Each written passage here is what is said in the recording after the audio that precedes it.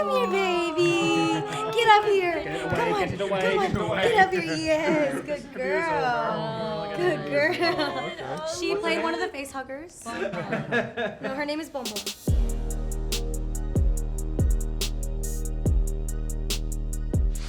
I would like to start this interview with a really quick game of Never Have I Ever. Oh. Raise your hand quickly. Never have I ever had my face hugged. Spoiler alert. Well, think about it. I think everyone had like a joke, like a close bluff with it, encounters. like, no? But he's not talking about whether we had fun, he's talking about the film. The reason I ask is because the trailer was so intense, it seemed like everybody was getting it. It was left and right. Yeah.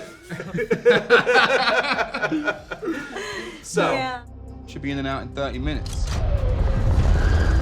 Betty, I didn't realize this until the most recent trailer. This is a heist movie of some sort. Well, I mean, I think the way you make each one of these movies differently, different than the other ones, is to find a genre inside a subgenre. So, like the first film is a straightforward survival horror. Second film is a war movie, just kind of Vietnam movie. The third one, Fincher's, is a prison movie. They all borrow from another subgenre. And I think this one, when we found that it was going to be a heist movie, it just kind of gives you a clear idea of how to, at least a roadmap for the story, right? And then, Archie, there's a line in the trailer. We should be in and out in 30 minutes. I'm going to assume that that's not accurate. Spoiler alert, no. Listen, maybe, you never know. I'm not saying nothing, my lips are sealed. Spike, I'm okay with everything in the trailer until we get to the moment where the aliens are going through water. And it just seems like there's something inherently terrifying about like something below the surface not being able to see, and literally your physical movements are amplifying the terror. Can you just talk about like choreographing the sequence that we see in the trailer that's bathed in red of the aliens like swimming through the water? Yeah, how we did it like once, right? Choreograph, yeah. It was kind of just like, You did your own stunt. Yeah, I'm not Tom Cruise, but yeah. I do my own stuff, you know what I mean? But, The stumbling back. and it's just kind of like, I Then we don't did know. that It's shot, like the one with the facehugger jumping at your face. That was actually watching some behind the scenes lately, a few days ago, and it was insane. We did like 20 times, and that thing will always even jump over or like get a finger in your eye. It was like, it's pretty brutal. A thing like that we spoke about was very just like, imagine you were in the setting for the first time, and what would you do if there was just like facehuggers about, like, because you wouldn't know what to do and you'd just be, You went for it. I mean, You went for it. Yeah, I had a go, right? We were quite literally having face huggers thrown at us, physically thrown at us, these actual... Shit. More fun than I've ever had in my life, I'd say. It It was you just were the on best. people bad, like with the taser, batting them away for quite a bit. The time we were in the water was some of the best times I've had. You were puppeteering. It was great. It was great. Okay. Yeah, what are they made of that are being thrown at you? Are The they face was gelatinous? like Are cement. To make us extra scared, they were made out of lead. They're heavier than they look, for sure. They are. What was it? Silicon, like rubber inside Silicone thing? stuff, yeah. They were heavy though. I picked one up. Well, some of them are animatronic as well. Some of weren't the- they? Yeah, Some of them that's why it depends which one. Some of the animatronic ones are super heavy. But you never used animatronic ones in the water, did you? We did. There was You the one did? that crawled in They the were ceiling. waterproof? Things like that, yeah. Well, there was one crawling over your arm. That's your right, shoulder. yeah. Oh, well, okay. I wasn't there. It was cool for me to watch it in theaters as well for the first time because I didn't know what was happening. Sure, and there's an element too, like I think with the first Alien, it's so much like hiding the monster, in a sort of Jaws way. In Aliens, it's amplifying. We're going to see the monsters. How did you sort of walk the line between the two, or did you embrace one side of it? Well, I think part of the key is to make the movie for, obviously you make it for the fans, but also you got to make it for people who haven't seen any of them, right? Which is something that actually a fan loves to do, is to watch one of these movies with their non-fan friends and just watch their faces, just see their reactions to the things they already know is going to happen, but the new audience doesn't know.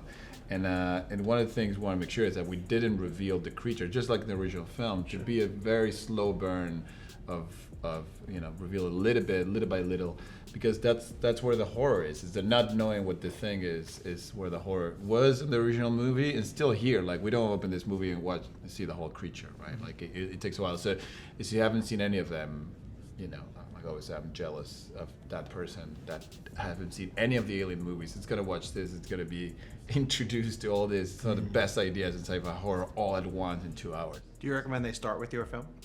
Yeah, if you haven't seen any of them, I think yes, you go straight there and then you watch the other ones. Are you sure you want to do this?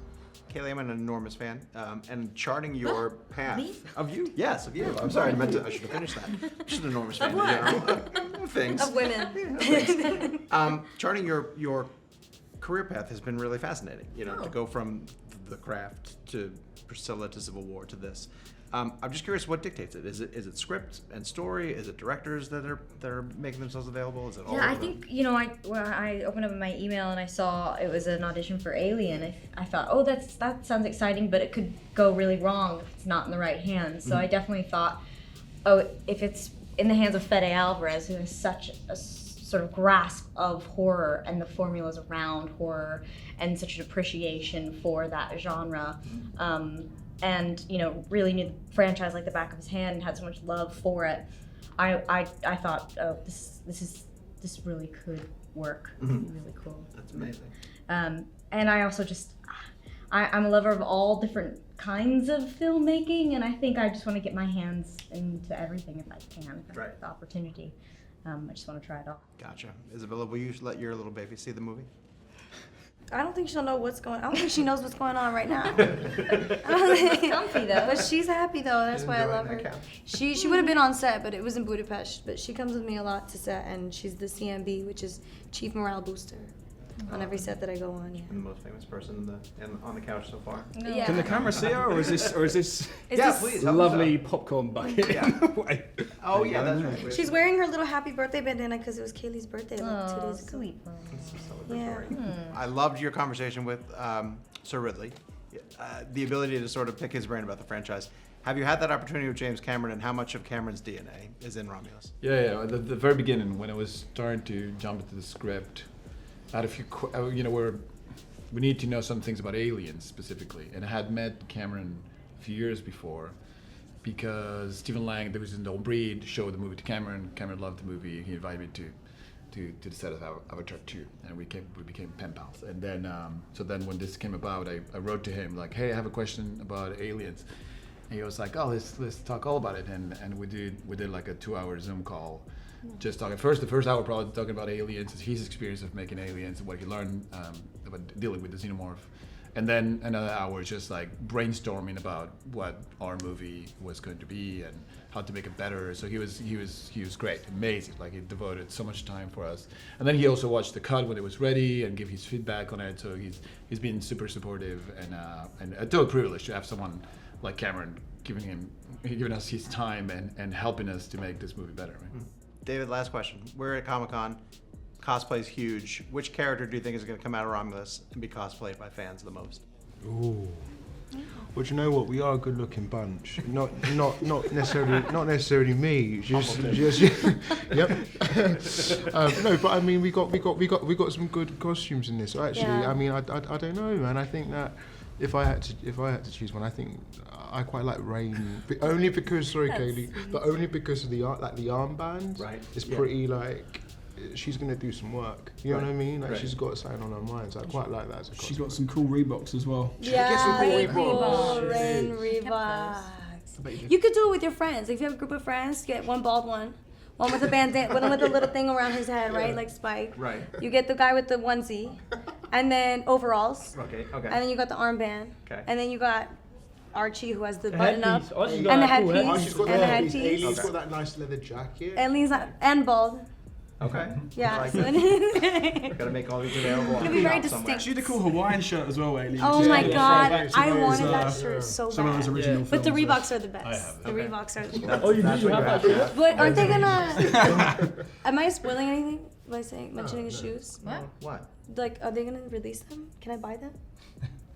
The one No exclusive. idea. The one exclusive. Yeah. Disney? Reebok is releasing Grain's shoes. No way. Oh, really? Oh yeah. No way. Well, I'm That's sure. so. I should- did see. Should There get was in a the nice queue- shoe get in shot. the queue right now because sold out. Yeah. There was a nice shoe Resale. shot in the movie. Resale. No reselling. Oh, No yeah, reselling. yeah, that was really cool. Yeah, they've done it in the past. Well, they're going to do it again for this one. It's called Alien Stumpers, and you know. Alien Stompers. Stompers. Collect Yeah. them, Thank you guys so much. I really appreciate your time. Thank I know you. have a very busy much. day.